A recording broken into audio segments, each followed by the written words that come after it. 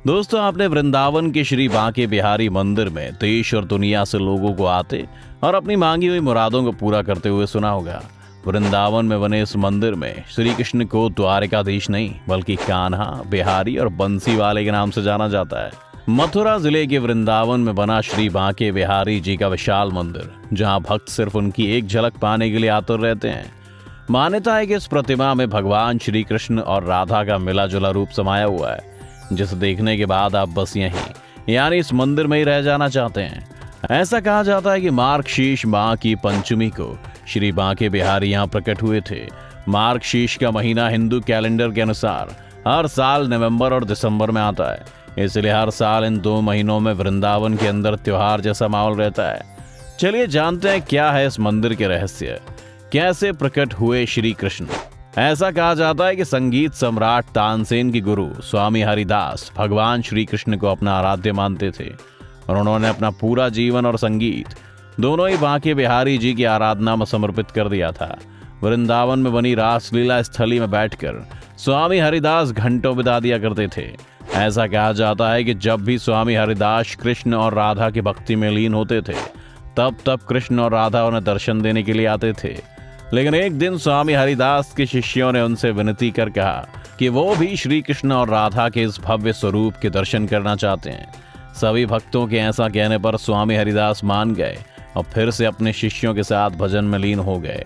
कुछ दिन बाद जब श्री कृष्ण और राधा ने उन्हें दर्शन दिए तो उन्होंने कहा कि मेरे सभी शिष्य आपके दर्शन करना चाहते हैं। तब श्री कृष्ण ने कहा कि स्वामी हरिदास चाहें तो वो उसी रूप में राधा के साथ वहीं ठहर सकते हैं। इस पर स्वामी हरिदास ने कहा कि कान्हा, मैं तो संत हूँ, तुम्हें तो मैं कैसे भी रख लूंगा, लेकिन राधा रानी के लिए रोज नए आभूषण और वस्त्र कहाँ से लाऊंगा। भक्त की बात सुनकर श्री कृष्ण मुस्कुराए और वहां से चले गए। जब स्वामी हरिदास ध्यान से बाहर आए तो उन्होंने देखा कि वहां राधा कृष्ण का मिला हुआ भव्य स्वरूप प्रकट हो चुका है। इसके बाद वहां मौजूद स्वामी हरिदास और उनके शिष्य कृष्ण और राधा के स्वरूप को देखकर धन्य हो गए, जिसके बाद स्वामी हरिदास ने कृष्ण राधा के स्वरूप को बांके बिहारी नाम दिया, जो राधा कृष्ण का मिला जुला रूप है। और मान्यताओं के अनुसार इस रूप के दर्शन करने से सभी भक्तों की कामनाएं पूरी होती हैं। श्री कृष्ण की लीलाएं। कहा जाता है कि भगवान विष्णु के 8वें अवतार माने जाने वाले श्री कृष्ण आज भी वृंदावन में बने इस मंदिर में विराजते हैं। यहाँ आने वाले लोगों का श्री कृष्ण और राधा के इस भव्य स्वरूप को घंटों निहारते मन नहीं भरता। मान्यताओं के अनुसार बिहारी जी का स्वभाव बहुत ही नटखट है और वो प्रेम भाव के भूखे हैं। जो भक्त उन्हें सच्चे मन से याद करता है वो उसके साथ चल देते हैं। ऐसे कई चमत्कार हुए हैं जिन्हें देखने के बाद मंदिर के पुजारी भक्तों के बिहारी जी के दर्शन के वक्त लगातार मूर्ति के सामने पर्दा करते रहते हैं। एक बार राजस्थान की राजकुमारी श्री बांके बिहारी के दर्शन के लिए वृंदावन पहुंची और बिहारी जी को देखने के बाद उनकी भक्ति में ऐसी लीन हो गई कि वापस अपने घर लौट कर जाने के लिए तैयार नहीं थी। लेकिन इस राजकुमारी के घर वाले उन्हें जबरदस्ती जब घर ले जाने लगे तो उसकी भक्ति देखकर बांके बिहारी भी उसके साथ चल दिए। इन लीलाओं के बाद से बिहारी जी के सामने पर्दा डाला जाता है ताकि बिहारी जी फिर किसी भक्त के साथ न चल दें। ऐसा भी कहा जाता है कि क्योंकि बांके बिहारी के मंदिर में श्री कृष्ण बाल रूप में मौजूद हैं और उन्हें किसी की नजर न लग जाए, इसलिए बार बार उनके सामने पर्दा किया और हटाया जाता है। लेकिन साल में एक दिन ऐसा भी होता है जब बिहारी जी के सामने बार बार पर्दा नहीं किया जाता और उस दिन भक्तों को कान्हा का भव्य रूप देखने को मिलता है। ऐसा सौभाग्य भक्तों को सिर्फ जन्माष्टमी वाली रात को महाअभिषेक के बाद ही मिलता है। वैसे तो बिहारी जी की कई लीलाएं और चमत्कार हैं, उन्हीं में से एक और किस्सा है जो काफी प्रसिद्ध है। कहते हैं कि एक भक्त के लिए उन्होंने अपना वेश बदलकर कोर्ट में गवाही भी दी थी।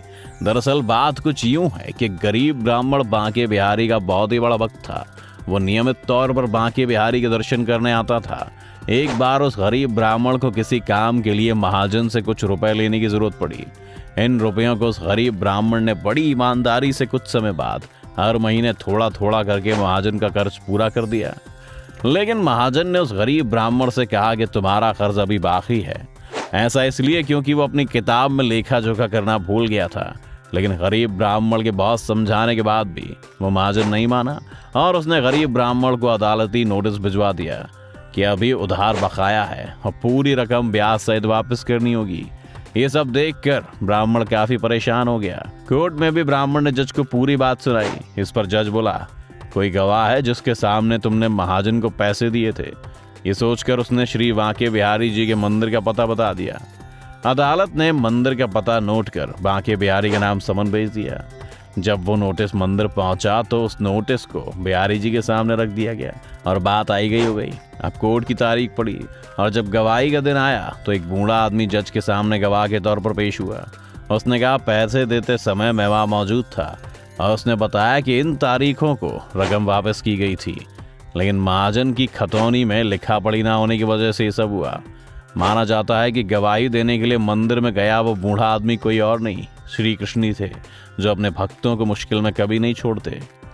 मंदिर में श्री कृष्ण का बाल रूप पूरे भारत में बांके बिहारी जी का एक ऐसा एकमात्र मंदिर है जहां न सिर्फ कृष्ण के बाल रूप की पूजा होती है, बल्कि उनका लालन पालन भी एक बच्चे की तरह किया जाता है। कान्हा की नींद में खलल ना पड़े, इसलिए मंदिर में सुबह और शाम दोनों ही समय घंटे नहीं बजाए जाते। सुबह उनके बाल रूप को धीरे धीरे एक छोटे बच्चे की तरह दुलार कर उठाया जाता है। श्री कृष्ण अपनी अलग अलग लीलाओं के लिए जाने जाते हैं और एक ऐसी लीला है जिसके बारे में मंदिर के सेवक दावा करते हैं। आपको ये जानकर शायद हैरानी होगी कि बांके बिहारी आधी रात को गोपियों के संग रास लीला करने निधिवत जाते हैं और सुबह वापस लौट आते हैं।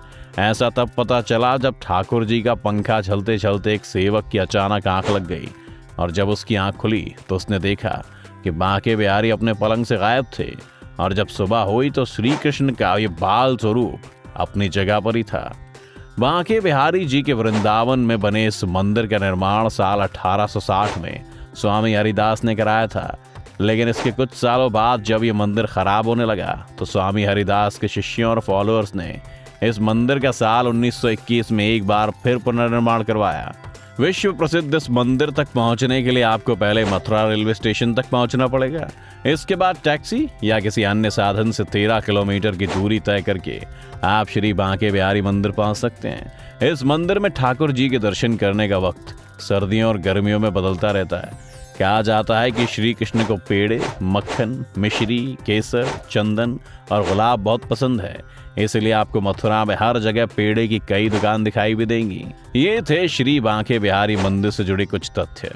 अगर आप भी इसके अलावा कुछ ऐसा जानते हैं जो हमने इस वीडियो में पहले नहीं बताया तो हमें कमेंट में ज़रूर बताएं। और अगर आप भी श्री कृष्ण के भक्त हैं तो वीडियो को लाइक और चैनल को सब्सक्राइब ज़रूर करें।